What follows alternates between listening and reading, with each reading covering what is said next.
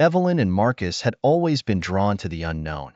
Local legends surrounding the lost forest had piqued their curiosity for years, so one misty evening, armed with flashlights and a map scrawled with half-faded ink, they decided to explore it.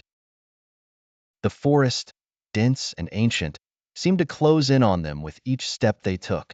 The chirping of night creatures and the rustling of leaves were their only company.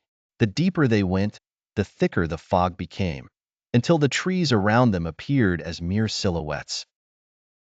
Half an hour in, they found themselves at a fork in the path.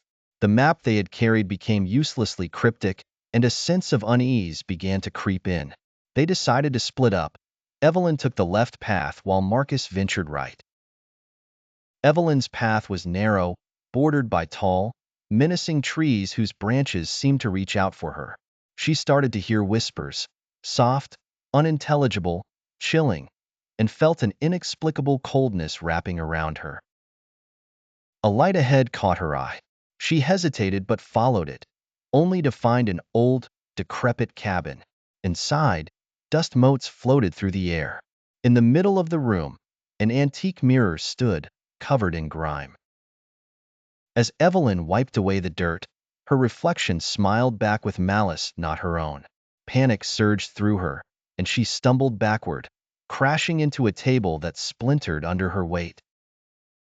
Back on Marcus's path, a different kind of horror unfolded. The fog grew denser, and his footsteps echoed as if the forest itself mocked him. Shapes began forming in the mist, dark, twisted figures that seemed to melt away when he tried to focus on them. A child's laughter echoed eerily, leading him in circles until he was utterly disoriented. He chanced upon a well, ancient and overgrown with vines. An overwhelming urge compelled him to peer into it. Gazing into the dark abyss, his own face stared back, gaunt and hollow-eyed, whispering secrets he couldn't understand. The forest seemed to pulse with a life of its own, feeding on their fear. Desperation pushed them to find each other again, but it seemed the forest had other plans. Hours, or possibly days later, they stumbled back into the clearing where they had parted, changed and hollowed by their horrifying encounters. The lost forest stood silent behind them, a timeless guardian of dark secrets, as they fled back to civilization, vowing never to speak of what they'd seen. But some say the forest never truly lets you go, and the whispers and dark reflections still haunt their dreams to this day.